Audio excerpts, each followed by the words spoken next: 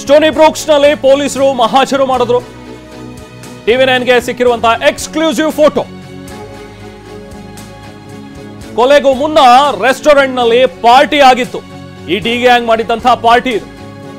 Stony Brooks ನಲ್ಲಿ D gang ಭರ್ಜರಿಯಾಗಿ ಪಾರ್ಟಿಯನ್ನು ಮಾಡಿದ್ದಾರೆ. Party ಬಳಿಕ ಶೆಡ್ಗೆ ಹೋಗಿದ್ದಂತ ದರ್ಶನ್.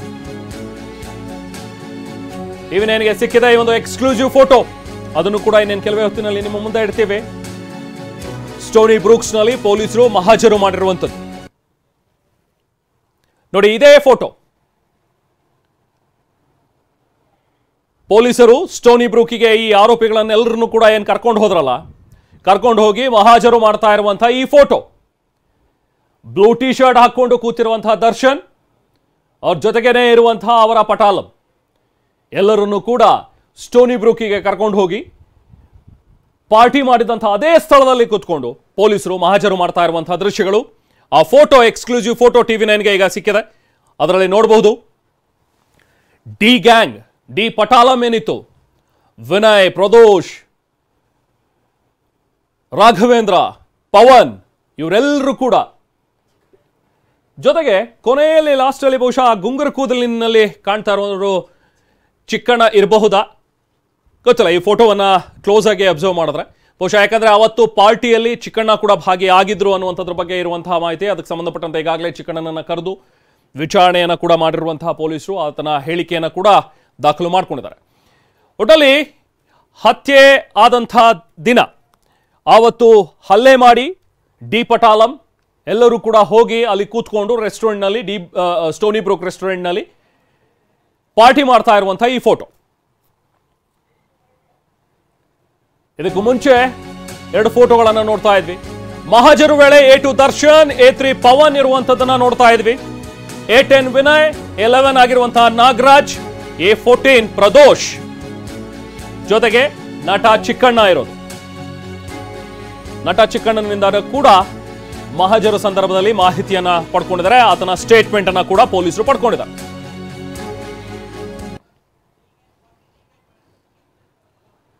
ನೋಡಿ, ಈ ಫೋಟೋ ಏನ್ ನೋಡ್ತಾ ಇದ್ರಲ್ಲ, ಪೊಲೀಸರು ಮಹಾಜರು ಮಾಡಿರುವಂತಹ ಫೋಟೋ ಇದು. ಸ್ಟೋನಿ ಬ್ರೂಕಿಗೆ ಕರ್ಕೊಂಡು ಹೋಗಿ ಇನ್ನೊಂದು ವಿಚಾರ ಅಂತ ಹೇಳಿದ್ರೆ, ಒಂದು ಎಕ್ಸ್ಕ್ಲೂಸಿವ್ ಡೀಟೇಲ್ ಅಂತ ಹೇಳಿದ್ರೆ, ಇದೇ ಮಾದರಿಯಲ್ಲಿ ಅವತ್ತು ಪಾರ್ಟಿ ಆಗಿತ್ತು, ಅದನ್ನ ರೀಕ್ರಿಯೇಟ್ ಮಾಡಿರುವಂತಹ ಫೋಟೋ ಇದು. ನೋಡಿ, ಯಾವತ್ತು ಡಿ ಗ್ಯಾಂಗ್ ರೇಣುಕಾಸ್ವಾಮಿ ಮೇಲೆ ಹಲ್ಲೆ ನಡೆಸಿ ಬಂದು ಪಾರ್ಟಿ ಮಾಡ್ತಾ ಇದ್ದಂತಹ ಒಂದು ಸಂದರ್ಭ, ಅವತ್ತು ಹೇಗೆ ಅವರು ಪಾರ್ಟಿ ಮಾಡಿದ್ರು, ಯಾರ್ಯಾರೆಲ್ಲೆಲ್ಲಿ ಕೂತಿದ್ರು, ಯಾರ್ಯಾರೆಲ್ಲೆಲ್ಲಿ ನಿಂತಿದ್ರು, ಹೇಗೆ ಪಾರ್ಟಿ ಆಯಿತು ಅನ್ನುವಂಥದ್ದನ್ನ, ಆ ದೃಶ್ಯವನ್ನ ರೀಕ್ರಿಯೇಟ್ ಮಾಡಿರುವಂತಹ ಒಂದು ದೃಶ್ಯ ಇದು. ಅದರ ಒಂದು ಫೋಟೋ ಟಿವಿ9ಗೆ ಈಗ ಲಭ್ಯವಾಗಿದೆ. ಮತ್ತಷ್ಟು ಡೀಟೇಲ್ಸ್ ಪಡೆಯೋಣ. ನಮ್ಮ ಪ್ರತಿನಿಧಿ ಪ್ರಜ್ವಲ್ ನಮ್ಮ ಜೊತೆಗೆ ಸಂಪರ್ಕದಲ್ಲಿದ್ದಾರೆ. ಪ್ರಜ್ವಲ್, ಈ ಫೋಟೋವನ್ನ ನೋಡ್ತಾ ಇದ್ವಿ. ಬಹುಶಃ ಆವತ್ತು ರೇಣುಕಾಸ್ವಾಮಿ ಮೇಲೆ ಹಲ್ಲೆ ನಡೆಸಿ ಡಿ ಗ್ಯಾಂಗ್ ಹೋಗಿ ಮಾಡಿರುವಂತಹ ಒಂದು ಪಾರ್ಟಿ ಏನಿದೆಯಲ್ಲ, ಸೊ ಆ ಪಾರ್ಟಿ ಮಾಡಿದಂತಹ ಒಂದು ಸಂದರ್ಭವನ್ನು ಬಹುಶಃ ಇಲ್ಲಿ ರೀಕ್ರಿಯೇಟ್ ಮಾಡಿದ್ದಾರೆ. ಈ ಫೋಟೋ ಬಗ್ಗೆ ವಿವರಿಸೋದಾದ್ರೆ ರೆಹಮಾನ್, ಈ ಫೋಟೋವನ್ನ ಪೊಲೀಸ್ ಅಧಿಕಾರಿಗಳು ದರ್ಶನನ್ನ ಅರೆಸ್ಟ್ ಮಾಡಿದ ನಂತರವಾಗಿ, ಆರೋಪಿಗಳನ್ನ ಅರೆಸ್ಟ್ ಮಾಡಿದ ನಂತರವಾಗಿ ಸ್ಟೋನಿ ಬ್ರೂಕ್ ರೆಸ್ಟೋರೆಂಟ್ಗೆ ಕರ್ಕೊಂಡು ಹೋಗ್ತಾರೆ. ಅವತ್ತು ಪಟ್ಟಣಗೆರೆ ಶೆಡ್ಡಿಗೂ ಕರ್ಕೊಂಡು ಹೋಗ್ತಾರೆ. ಅದಾದ್ಮೇಲೆ ಸ್ಟೋನಿ ಬ್ರೂಕ್ ರೆಸ್ಟೋರೆಂಟ್ಗೂ ಕರ್ಕೊಂಡು ಹೋಗ್ತಾರೆ. ರೆಸ್ಟೋರೆಂಟ್ಗೆ ಕರ್ಕೊಂಡು ಹೋದಂಥ ಸಂದರ್ಭದಲ್ಲಿ ಫೋಟೋದಲ್ಲಿ ACP ಚಂದನ್ ಇದ್ದಾರೆ, ಮತ್ತೆ ತನಿಖಾ ತಂಡ ಇದೆ. ಜೊತೆಗೆ ಆರೋಪಿ ದರ್ಶನ್ ಪಕ್ಕದಲ್ಲಿ ನಾಗರಾಜ, ಆಪೋಸಿಟ್ ಅಲ್ಲಿ ನಾಗರಾಜ ಕೂತಿದ್ದಾನೆ. ಅದಾದ್ಮೇಲೆ ಆ ಕಾರ್ನರ್ ಅಲ್ಲಿ, ಇನ್ನೊಂದು ಕಾರ್ನರ್ ಅಲ್ಲಿ ಪ್ರದೋಷ್ ಕೂತಿದ್ದಾನೆ. ಅದಾದ್ಮೇಲೆ ರೈಟ್ ಸೈಡಿನ ಮತ್ತೊಂದು ಕಾರ್ನರ್ ನಲ್ಲಿ ಇವನು ಯಾರೋ ಚಿಕ್ಕಣ್ಣ ಕೂತಿದ್ದಾರೆ. ಚಿಕ್ಕಣ್ಣನ ಅದೇ ಲೈನ್ ನಲ್ಲಿ ಮತ್ತೆ ಇನ್ನೊಂದು ಭಾಗದಲ್ಲಿ ನೋಡೋದಾದ್ರೆ ದರ್ಶನನ ಪಕ್ಕದಲ್ಲಿ ವಿನಯ್ ಕೂತಿಯಾನೆ. ಸ್ಟೋನಿ ಬ್ರೂಕ್ ನ ರೆಸ್ಟೋರೆಂಟ್ ನ ಓನರ್, ಮತ್ತೆ ಒಂದು ಪಟ್ಟಣಗೆರೆ ಶೆಡ್ ನ ನೋಡ್ಕೊಳ್ತಿದ್ದಂಥವ್ನು, ಅಂದ್ರೆ ಲೀಸಿಗೆ ತೆಗೆದುಕೊಂಡಿದ್ದಂಥವನು ವಿನಯ್, ಅವ್ನು ಕೂತಿಯಾನೆ. ಮತ್ತೆ ಅವರಿಬ್ಬರ ಹಿಂದೆಗಡೆ ಪವನ್ ನಿಂತಿದ್ದಾನೆ. ಪವನ್ ಯಾಕೆ ನಿಂತ್ಕೊಳ್ತಾನೆ ಅಂತ ಅಂದ್ರೆ, ಈಗಾಗಲೇ ಈ ಮೊದಲು ರಿಲೀಸ್ ಆದಂತ ಫೋಟೋಗಳೇನಿದಾವೆ, ಆ ಫೋಟೋಗಳ ಪೈಕಿ ಒಂದು ಪವನ್ ಫೋಟೋವನ್ನ ತೆಗೆದಿರ್ತಾನೆ ಶೆಡ್ ನಲ್ಲಿ. ಆ ಒಂದು ಫೋಟೋದನ್ನ ತೆಗೆದುಕೊಂಡು ಇಲ್ಲಿಗೆ ಬಂದು ದರ್ಶನ್ಗೆ ತೋರಿಸ್ತಾನೆ. ಆ ತೋರಿಸ್ತಿದ್ದಂತ ಸಂದರ್ಭದಲ್ಲಿ ಆ ದರ್ಶನ್ನ ಹಿಂದೆನೆ ನಿಂತು ಆ ದರ್ಶನ್ಗೆ ಮೊಬೈಲ್ ನಲ್ಲಿ ಫೋಟೋವನ್ನ ತೋರಿಸಿ, ನೋಡಿ ಸರ್ ಅವನನ್ನ ಕರ್ಕೊಂಬಂದು ಇಲ್ಲಿ ಇಟ್ಟಿದೀವಿ ಅಂತ ಹೇಳಿ ಫೋಟೋ ತೋರಿಸ್ತಾರೆ. ಮತ್ತೆ ಇನ್ನೊಂದು ವಿಚಾರ ಏನಪ್ಪಾ ಅಂತಂದ್ರೆ, ಎರಡನೇ ಫೋಟೋ ರೇಣುಕಾಸ್ವಾಮಿ ಅಂಗಾತವಾಗಿ ಮಲ್ಕೊಂಡಿರೋ ಅಂತದೊಂದು ಫೋಟೋ ಇದೆ. ಆ ಫೋಟೋವನ್ನ ಯಾರು ತೆಗೆದಿದ್ದು ಅನ್ನೋ ಒಂದು ಪ್ರಶ್ನೆ ಇತ್ತು. ಅದನ್ನ ಪವನ್ ಆಗ್ಲಿ ಅಥವಾ ಬೇರೆ ಆರೋಪಿಗಳಾಗ್ಲಿ ಬೇರೆ ಯಾರು ತೆಗೆದಿಲ್ಲ. ಇದು ತುಂಬಾ ಇಂಪಾರ್ಟೆಂಟ್, ಕೇಸ್ನಲ್ಲಿ ತುಂಬಾ ದೊಡ್ಡ ಪ್ರಮುಖವಾದಂತ ಘಟ್ಟ ಆಗುತ್ತೆ. ಆ ಫೋಟೋವನ್ನ ಕ್ಲಿಕ್ ಮಾಡಿರುವಂತದ್ದು ಪ್ರತ್ಯಕ್ಷದರ್ಶಿ, ಆ ಶೆಡ್ ನಲ್ಲಿ ಕೆಲಸ ಮಾಡ್ತಿರುವಂತ ಒಬ್ಬ ಪ್ರತ್ಯಕ್ಷದರ್ಶಿ. ಈಗಾಗಲೇ ಅವನಿಂದ 164 ಸ್ಟೇಟ್ಮೆಂಟ್ ಅನ್ನ ನ್ಯಾಯಾಧೀಶರ ಮುಂದೆ ಹೇಳಿಕೆಯನ್ನ ದಾಖಲು ಮಾಡಲಾಗಿದೆ. ಆ ಪ್ರತ್ಯಕ್ಷದರ್ಶಿ ಆ ಶೆಡ್ಡಿಗೆ ಬಂದಂತ ಸಂದರ್ಭದಲ್ಲಿ ಇವರೆಲ್ಲರೂ ಪವನ್ ಮತ್ತೆ ಸೇರಿದಂತೆ ಉಳಿದಂತ ಆರೋಪಿಗಳು ರೇಣುಕಾಸ್ವಾಮಿ ಕರ್ಕೊಂಡ್ಬಂದು ಹೊಡಿತಿದ್ದಂತ ಸಂದರ್ಭದಲ್ಲಿ ವಿನಯ್ಗೆ ಒಂದು ಫೋನ್ ಕಾಲ್ ಅನ್ನ ಮಾಡ್ತಾನೆ. ಫೋನ್ ಕಾಲ್ ಅನ್ನ ಮಾಡಿ ಇವರೆಲ್ಲ ಯಾರೋ ಬಂದಿದ್ದಾರೆ, ಇವರೆಲ್ಲ ಬಂದು ನಿಮ್ಗೆ ಹೇಳಿದಿವೆ ಅಂತ ಹೇಳಿ ಒಬ್ಬನ ಹೊಡಿತಿದ್ದಾರೆ ಅಂತ ಹೇಳಿ ವಿನಯ್ಗೆ ಹೇಳ್ತಾನೆ. ವಿನಯ್ಗೆ ಹೇಳಿದಂತ ಸಂದರ್ಭದಲ್ಲಿ ಕಾನ್ವರ್ಸೇಷನ್ ಆಗುತ್ತೆ ಅವರಿಬ್ಬರ ನಡುವೆ. ಆ ಒಬ್ಬ ಕೆಲಸಗಾರನಿಗೆ ವಿನಯ್ ಹೇಳ್ತಾನೆ, ಹೌದು ನಾನೇ ಹೇಳಿದ್ದೆ, ಅದೆಲ್ಲ ನನಗೆ ಗೊತ್ತಿದೆ, ಸುಮ್ಮನೆ ಇರೋ, ನೀನು ಏನು ಮಾಡಬೇಡ ಅಂತ ಹೇಳ್ತಾನೆ. ಅದಾದ್ಮೇಲೆ ಮತ್ತೆ ಇನ್ನೊಂದು ಕಾಲ್ ಮಾಡಿದಂತ ಸಂದರ್ಭದಲ್ಲಿ ಅವನಿಗೆ ಸಿಕ್ಕಾಪಟ್ಟೆ ಹೊಡೆದಿದ್ದಾರೆ, ಅವ್ನು ಏನು ಉಳಿಯೋದು ಕಷ್ಟ ಅಂತ ಹೇಳಿ ಅಲ್ಲಿಯ ಕೆಲಸಗಾರ ವಿನಯ್ ಮತ್ತೆ ಅಪ್ಡೇಟ್ ಅನ್ನ ಮಾಡ್ತಾನೆ. ಅಪ್ಡೇಟ್ ಅನ್ನ ಮಾಡಿದಂತ ಸಂದರ್ಭದಲ್ಲಿ ವಿನಯ್ ಒಂದು ಫೋಟೋ ಕಳಿಸು ಅಂತ ಹೇಳಿ ಕೇಳ್ತಾನೆ. ಈ ಸಂದರ್ಭದಲ್ಲಿ ಕೆಲಸಗಾರ ಅವನ ಮೊಬೈಲ್ ನಿಂದ ಫೋಟೋನ ಕ್ಲಿಕ್ ಮಾಡಿ ವಿನಯ್ಗೆ ಕಳಿಸ್ತಾನೆ. ಈ ಫೋಟೋ ಎರಡು ಮೊಬೈಲ್ ನಲ್ಲಿ ಈಗಾಗಲೇ ರಿಕವರಿ ಆಗಿದೆ. ಒಂದು ಕೆಲಸಗಾರ ತೆಗೆದಿದ್ದಂತ ಮೊಬೈಲ್ ಫೋಟೋವನ್ನು ಸಹಿತ ಡಿಲೀಟ್ ಅನ್ನ ಮಾಡಿಸಲಾಗಿತ್ತು, ಅದನ್ನು ರಿಟ್ರೀವ್ ಅನ್ನ ಮಾಡಲಾಗಿದೆ. ಮತ್ತೆ ವಿನಯ್ ಮೊಬೈಲ್ ಅಲ್ಲೂ ಸಹಿತ ಡೇಟಾ ಡಿಲೀಟ್ ಆಗಿತ್ತು, ಅದನ್ನ ರಿಟ್ರೀವ್ ಮಾಡಲಾಗಿದೆ. ಮತ್ತೆ ಹೆಚ್ಚಿನದಾಗಿ ಈ ಒಂದು ಸ್ಟೋನಿ ಬ್ರೂಕ್ ರೆಸ್ಟೋರೆಂಟ್ ನಲ್ಲಿ ಏನ್ ನಡೀತು, ಯಾವ ರೀತಿ ಪಾರ್ಟಿ ನಡೀತು, ಯಾರ್ಯಾರು ಹೋಗಿದ್ರು, ಹೆಂಗ್ ಕೂತಿದ್ರು, ಇದನ್ನ ಪ್ರಾಪರ್ ರೀಕ್ರಿಯೇಷನ್ ಅನ್ನ ಅಧಿಕಾರಿಗಳು ಮಾಡಿದ್ದಾರೆ. ಅದನ್ನ ತನಿಖೆ ಸಂದರ್ಭದಲ್ಲಿ ಮಹಜರ್ ಸಂದರ್ಭದಲ್ಲಿ ಬಳಸ್ಕೊಳ್ಳಲಾಗುತ್ತೆ. ಆ ಒಂದು ಫೋಟೋ ಈಗ ಲಭ್ಯವಾಗಿರುವಂತದ್ದು. ಇಲ್ಲಿ ಯಾರ್ಯಾರ ಪಾತ್ರಗಳೇನು, ಯಾರ್ಯಾರು ಯಾವ ರೀತಿ ಇದ್ರು ಅನ್ನೋದಕ್ಕೆ ಒಂದು ನೈಜ ಸ್ವರೂಪವನ್ನ ತೋರಿಸಲಿಕ್ಕೆ ಇದೊಂದು ಫೋಟೋ ಸಾಕ್ಷಿಯಾಗಿದೆ ಅಂತ ಹೇಳ್ಬೋದು. ಅಂದ್ರೆ ಪ್ರಜ್ವಲ್, ಈಗ ಆ ಕ್ರೋನಾಲಜಿ ಸ್ಪಷ್ಟವಾಗ್ತಾ ಇದೆ. ಅಂದ್ರೆ ಇದು ಪಾರ್ಟಿ ಬಹುಶಃ ದರ್ಶನ್ ಇನ್ನು ಶೆಡ್ಗೆ ಹೋಗಿಂದ ಮುಂಚೆ ನಡೆದಂತ ಒಂದು ಪಾರ್ಟಿ ಆಗಿತ್ತಾ ಅಂತ ಹೇಳಿ. ಯಾಕಂದ್ರೆ ಚಿಕ್ಕಣ್ಣ ಕೂಡ ಇದಾರೆ, ಇದರಲ್ಲಿ ಕಾಣಿಸ್ತಾ ಇದ್ದಾರೆ.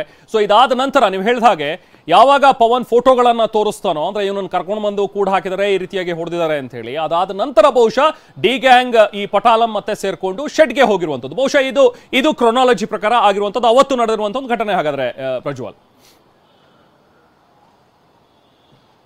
ರೆಮನ್ ಟೈಮ್ ಲೈನ್ ಅನ್ನ ನೋಡ್ಕೊಂಡು ಹೋಗೋದಾದ್ರೆ, ಈಗ ಇಲ್ಲಿ ಪವನ್ ಬಂದ್ ನಿಂತಿದ್ದಾನೆ ಅಂತ ಅಂದ್ರೆ ಈಗಾಗಲೇ ರೇಣುಕಾಸ್ವಾಮಿ ಕಿಡ್ನಾಪ್ ಆಗಿದೆ, ಕರ್ಕೊಂಬಂದಾಗಿದೆ, ರೇಣುಕಾಸ್ವಾಮಿ ಅಸಾಲ್ಟ್ ಮಾಡಿ ಆಗಿದೆ.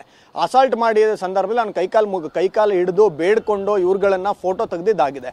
ಫೋಟೋ ತೆಗೆದಾದ್ಮೇಲೆ ಪವನ್ ಅಲ್ಲಿಂದ ಪಾರ್ಟಿ ನಡೀತಿದ್ದಂತ ಸ್ಥಳಕ್ಕೆ ಬರ್ತಾನೆ. ಪಾರ್ಟಿ ಸುಮಾರು ಮಧ್ಯಾಹ್ನ ಒಂದು 12:30 1 ಗಂಟೆಯಿಂದನೇ ಅಲ್ಲಿ ನಡೀತಾ ಇರುತ್ತೆ. ಅಲ್ಲಿ ದರ್ಶನ್ ಮತ್ತೆ ಪ್ರದೋಷ್ ಎಲ್ಲರೂ ಕೂಡ ಇರ್ತಾರೆ, ಚಿಕ್ಕಣ್ಣ ಸಹಿತ ಎಲ್ಲರೂ ಇರ್ತಾರೆ, ವಿನಯ್ ಸೇರಂತ. ಆ ಫೋಟೋದಲ್ಲಿ ಪವನ್ ಹೊರತುಪಡಿಸಿ ಯಾರ್ಯಾರಿದ್ದಾರೆ ಕೂತಿದ್ದಾರೆ ಅವರೆಲ್ಲರೂ ಕೂಡ ಮಧ್ಯಾಹ್ನ 12:30 1 ಗಂಟೆಯಿಂದಲೇ ಪಾರ್ಟಿಯಲ್ಲಿ ಸಕ್ರಿಯವಾಗಿ ಇರ್ತಾರೆ. ಅಲ್ಲಿ ಪಾರ್ಟಿಯಲ್ಲಿ ಇದ್ದಂತ ಸಂದರ್ಭದಲ್ಲಿ ಪವನ್ ಬಂದು ಇವರಿಗೆ ಫೋಟೋನ ತೋರಿಸಿ ಅಪ್ಡೇಟ್ ಅನ್ನ ಮಾಡ್ತಾನೆ. ಅಪ್ಡೇಟ್ ಅನ್ನ ಮಾಡಿದ ನಂತರ ಇವರು ಹೋಗೋಣ ಅಂತ ಹೇಳಿ ತೀರ್ಮಾನವನ್ನ ಮಾಡ್ತಾರೆ. ಆ ಹೋಗೋಣ ಅಂತ ಹೇಳಿ ತೀರ್ಮಾನ ಮಾಡಿದಂತ ಸಂದರ್ಭದಲ್ಲಿ ಚಿಕ್ಕಣ್ಣ ಅಲ್ಲಿಂದ ವಾಪಸ್ ಹೋಗ್ತಾನೆ. ಚಿಕ್ಕಣ್ಣ ಪೊಲೀಸರ ಮಾಹಿತಿ ಪ್ರಕಾರ ಚಿಕ್ಕಣ್ಣ ಇವರೆಲ್ಲ ಹೊರಟ ಪಾರ್ಟಿಯನ್ನು ಎಂಡ್ ಮಾಡ್ಕೊಂಡು ಇವರೆಲ್ಲ ಶೆಡ್ಡಿಗೆ ಹೋಗುವಂತ ಸಂದರ್ಭದಲ್ಲಿ ಚಿಕ್ಕಣ್ಣ ದರ್ಶನ ಕೇಳ್ತಾನೆ, ಬಾಸ್ ನಾನು ಬರ್ತೀನಿ ಬಾಸ್, ನಾನು ಬರಲ್ಲ ಅಂತ ಹೇಳಿ. ದರ್ಶನ್ ಆ ಸಂದರ್ಭದಲ್ಲಿ ಬೇಡ ನೀನು ಹೋಗು, ನಿಂಗೆ ಗೊತ್ತಿಲ್ಲ ಇದು ಬೇಡ ಅಂತ ಹೇಳ್ಬಿಟ್ಟು ಹೋಗ್ತಾರೆ. ಹಾಗಾಗಿ ಚಿಕ್ಕಣ್ಣ ಹೋಗೋದಿಲ್ಲ. ಒಂದ್ ವೇಳೆ ಚಿಕ್ಕಣ್ಣ ಹೋಗಿದ್ರೆ ಚಿಕ್ಕಣ್ಣ ಕೂಡ ಇವತ್ತು ಯಾವ್ದಾದ್ರು ಒಂದು ರಾಜ್ಯದ ಯಾವ್ದಾದ್ರು ಒಂದು ಜೈಲಿನಲ್ಲಿ ಇರ್ತಿದ್ರು. ಚಿಕ್ಕಣ್ಣ ಅಲ್ಲಿ ಒಳಗಡೆ ಹೋಗೋದಿಲ್ಲ, ಚಿಕ್ಕಣ್ಣ ಆಚೆ ಹೋಗ್ತಾನೆ. ಪ್ರದೋಷ್ ಸಹಿತ ಅಲ್ಲಿ ತನಕ ಕೊಲೆಗೆ ಎಂಟ್ರಿ ಆಗಿರೋದಿಲ್ಲ ಅಥವಾ ಕಿಡ್ನಾಪಿಗೆ ಎಂಟ್ರಿ ಆಗೋದಿಲ್ಲ. ಅಲ್ಲಿಂದ ಪ್ರದೋಷ್ ಒಳಗಡೆ ಬರ್ತಾನೆ.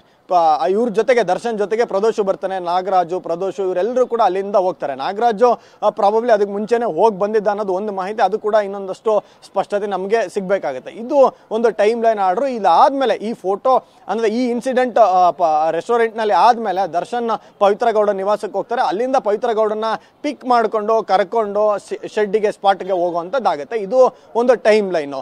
ಈಗ 2ನೇ ಫೋಟೋ ತೆಗ್ದಿರೋದು ಇದೆಯಲ್ಲ, ಅಂದ್ರೆ ಅವನು ಅಂಗಾತ ಮಲ್ಗಿರೋದು, ಆ ಫೋಟೋ ತೆಗ್ದಿರೋದು ತುಂಬಾ ನಂತರದ ಸಮಯದಲ್ಲಿ, ಈ ಬಿಫೋರ್ ಸಮಯದಲ್ಲಿ ಅಲ್ಲ ಅನ್ನೋದು ಒಂದಂತೂ ಸ್ಪಷ್ಟ. ಅಂದ್ರೆ ಪ್ರಜ್ವಲ್, ನೀವು ಹೇಳ್ತಾ ಇರೋ ಪ್ರಕಾರ ಒಂದು ಬ್ಯೂಟಿಫುಲ್ ಟೈಮ್ ಲೈನ್ ಅನ್ನ ಕೊಟ್ರಿ. ಎಸ್, ಈ ರೀತಿಯಾದಂತಹ ಒಂದು ಟೈಮ್ ಲೈನ್ ಅಲ್ಲಿ ಇದು ನಡೆದಿದೆ ಈ ಒಂದು ಕೃತ್ಯ ಅಂತ ಹೇಳಿ. ಈಗ ಶೆಡ್ಡಿಗೆ ಬಂದ ನಂತರ ಬಹುಶಃ ದರ್ಶನ್ ಈ ಶೆಡ್ಡಿಗೆ ಬಂದ ನಂತರ ಬಹುಶಃ ದರ್ಶನ್ನಿಂದ ಅಲ್ಲಿ ಹಲ್ಲೆ ಆಗಿರಬಹುದು. ಅದಾದ ನಂತರ ರೇಣುಕಾಸ್ವಾಮಿ ಸತ್ತಿದ್ದಾನೆ ಅನ್ನುವಂಥದ್ದು ಬಹುಶಃ ಈ ಫೋಟೋಗಳನ್ನ ಅಥವಾ ಈ ಟೈಮ್ ಲೈನ್ ಅನ್ನ ಫಾಲೋ ಮಾಡ್ಕೊಂಡು ಹೋದ್ರೆ ಸಿಗುವಂತಹ ಒಂದು ಅಂಶ ಅಂತ ಅನ್ಸುತ್ತೆ ಪ್ರಜ್ವಲ್. ಹಾಗಾದ್ರೆ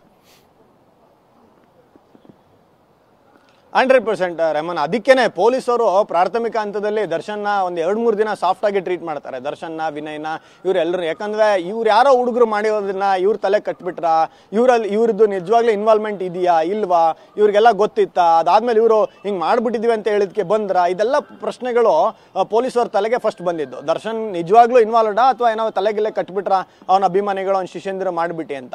ಆದ್ರೆ ಪೊಲೀಸರ ತನಿಖೆಯಲ್ಲಿ ನಂತರ ಹಂತದಲ್ಲಿ ಹಂತವಾಗಿ ಸ್ಪಷ್ಟವಾಗಿ ಹೋಗುತ್ತೆ.